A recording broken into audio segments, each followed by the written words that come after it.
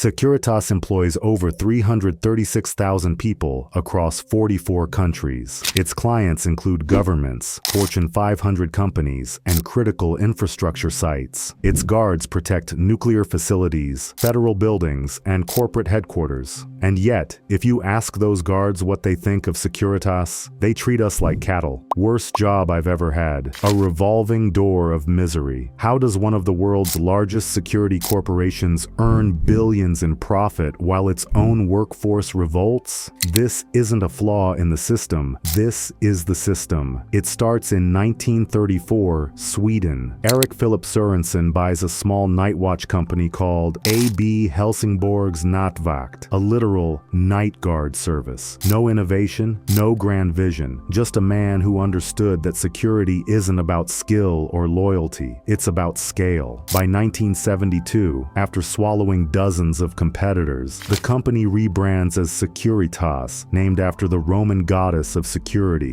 those 3 red dots in its logo: integrity, vigilance, helpfulness, a mantra that would soon ring hollow. Growth came through ruthless acquisitions. Pinkerton, the infamous 19th century union-busting detective agency, bought in 1999. Byrne Security, a U.S. giant, absorbed in 2000. Stanley Security's tech division, acquired in 2022. Today, Securitas isn't a security company. It's a Frankenstein of over 250 merged firms. For clients, this means one-stop shopping. For guards, a corporate labyrinth where wages, training, and working conditions depend on which subsidiary, country, or contract you're trapped in. Take the United States. The average Securitas security guard earns $15.50 an hour. Adjusted for inflation, less than what guards made in the 1990s. Turnover exceeds 100% annually. Guards work cloppening shifts, closing a site at midnight, reopening it at 6 a.m. Training, one guard recounted, "They handed me a flashlight, a radio, and a 10-minute PowerPoint on trespassers." Burnout is so rampant that sites often operate with half the required staff. But clients don't notice or care, because Securitas's contracts guarantee a body in a uniform, not a competent professional. Contrast this with Sweden. Strong unions and strict labor laws force Securitas to pay living wages, offer health care, and adhere to safety protocols. Guards receive weeks of training, including conflict, de-escalation, and emergency response. The result? Lower turnover, higher morale. But this isn't altruism, it's calculation. In countries where workers have power, Securitas complies. Where they don't, exploitation is the business model. Nowhere is this duality clearer than at Paragon Systems, a Securitas subsidiary guarding U.S. federal buildings. Paragon's armed officers face active shooter drills, bomb threats, and the constant pressure of protecting high-value targets. But dig into Indeed reviews and internal documents. Payroll errors go unresolved for months. Supervisors work 60-hour weeks with no overtime pay, and guards are ordered to voluntarily cover shifts or face termination. One officer wrote, "They call us heroes in the handbook, but we're treated like prisoners." Meanwhile, Paragon's parent company, Securitas, pockets $23 million a year from the Department of Homeland Security alone. Then there's the Pinkerton paradox. Acquired in 1999, Pinkerton's legacy is a stain Securitas can't wash out. In the 1800s, Pinkerton detectives infiltrated unions, broke strikes, and even plotted to assassinate labor leaders. Today, little has changed. In 2020, Pinkerton spies hired by Amazon posed as warehouse workers to sabotage union drives. In 2022, Starbucks enlisted Pinkerton to monitor baristas. For corporations, it's risk management. For workers, it's a reminder. Securitas' empire is built on union bones. But let's be clear, clients love this. In 2024, Securitas reported $8.1 billion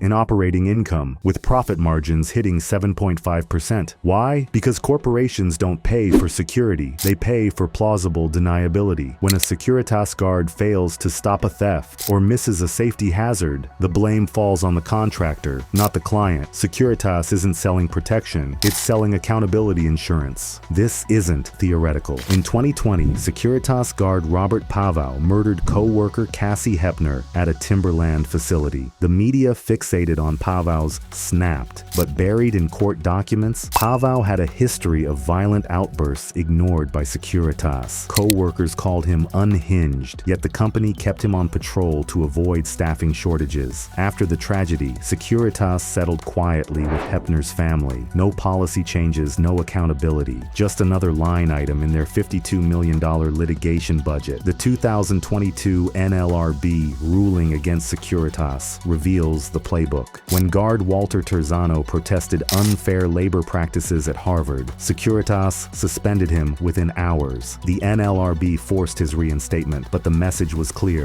dissent is crushed. Guards are discouraged from unionizing, threatened with replacement lists, and isolated across far-flung sites. Securitas knows a united workforce would cost them billions, so they ensure guards stay desperate, disconnected, and disposable. Even technology becomes a weapon. Securitas's remote guarding division uses AI surveillance to monitor thousands of sites from offshore hubs. Guards in Manila or Mumbai watch U.S. warehouses for $3 an hour. If they spot a break-in, they alert a thinly staffed mobile unit if one's available. Clients save money, guards lose jobs, and Securitas pockets the difference. One executive boasted in a 2024 investor call, "Automation lets us do more with less." Translation: human labor is a bug, not a feature. The scandals never stick. In 2010, Securitas Sweden's CEO was convicted of soliciting prostitutes on company trips. In 2022, a Swedish TV expose caught guards bribing officials and hiring escorts with corporate cards. Securitas fired a few scapegoats, vowed to eradicate toxic culture, and moved on. When your clients include authoritarian regimes and Silicon Valley giants, moral audits aren't in the contract. Securitas's stock rose nearly 39% in 2024, fueled by post-pandemic panic and global instability. CEO Magnus Alkvist calls it shaping Securitas for long-term value. Analysts cheer cost-cutting, automation, and portfolio optimization. No one mentions the guards evicted from homes or rationing insulin. Why would they? Securitas's financial reports don't track employee homelessness, but the cracks are widening. In 2024, Securitas paid $52 million to settle a federal lawsuit accusing executives of funneling small business contracts through shell companies, fake women-owned firms, phantom veteran-owned startups, all fronts to secure government deals. The whistleblower, a former guard who noticed his female CEO was a secretary paid $500 a month to sign papers. Securitas admitted no wrongdoing. The guards got nothing. So why does the machine endure? Because insecurity is the product. The more afraid we are of crime, of terrorism, of each other, the more Securitas profits. Guards are collateral. Scandals are PR headaches. And every new crisis, a protest, a war, a pandemic, is a market opportunity. Security isn't a service. It's a cycle. In Sweden, guards unionize. In the US, they union bust. In the global south, they exploit. Securitas' core values aren't integrity, vigilance, helpfulness. They're adapt, acquire, profit. The three red dots aren't symbols, they're warnings. But there's a glimmer of hope. Reddit forums buzz with guard-led union drives. TikTok exposes wage theft. Lawsuits chip at the monolith. And competitors like GardaWorld lure clients with slightly better pay. Securitas knows this. Hence their 2024 push into AI and tech-driven solutions. Fewer guards, fewer liabilities, same profits. The paradox remains. Guards hate Securitas because it grinds them into dust. Clients hire Securitas because it grinds them into dust. And as wealth inequality deepens, automation spreads, and fear dominates headlines, the dust pile grows taller. Want to know how Pinkerton went from assassinating union leaders to guarding Apple stores? Let us know. For now, remember, the next time you see a Securitas guard, you're not looking at a person. You're looking at the endgame of late-stage capitalism, where even safety becomes a commodity, and human dignity is just another line item. Don't forget to like and subscribe for more guard guides, and be safe.